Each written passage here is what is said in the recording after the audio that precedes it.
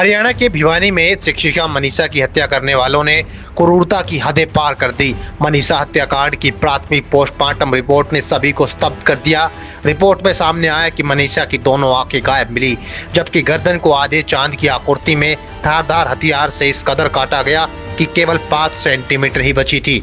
Report में लिखा है कि गर्दन पर 29.5 सेंटीमीटर लंबा और 16 सेंटीमीटर चौड़ा गहरा घाव था। भोजन और श्वास नली गायब मिली है। इसके अलावा कई अंग और भी गायब मिले हैं। जिस जघन्यता से यह वारदात हुई है उससे साफ है कि हत्या की साजिश बेहद योजनाबद्ध तरीके से रची गई थी। 4 पेज की पोस्टमार्टम रिपोर्ट पीड़ित पक्ष ने सार्वजनिक की है।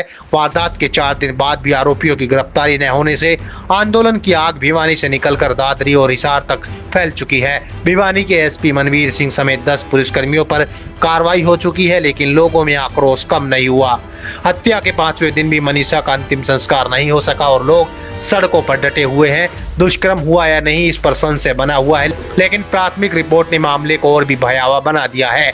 मनीषा के शव का अब तक 2 बार पोस्टमार्टम हो चुका है। प्राथमिक रिपोर्ट में बताया गया कि डीएनए सैंपल, वजाइनल स्वैब और अंडरगारमेंट समेत कुल 10 सैंपल जांच के लिए सुरक्षित किए गए हैं। एडवोकेट अशोक आर्य और कविता आर्य ने कहा कि सैंपलों की जांच रिपोर्ट आने के बाद ही स्पष्ट होगा कि दुष्कर्म हुआ है या नहीं।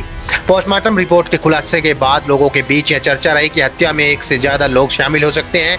जिस तरह से गर्दन काटने की वारदात को अंजाम दिया गया वह किसी पेशेवर अपराधी का काम प्रतीत होता है। गर्दन काटने के लिए इस्तेमाल किए गए हथियार को भी जांच में अहम सुराग माना जा रहा है।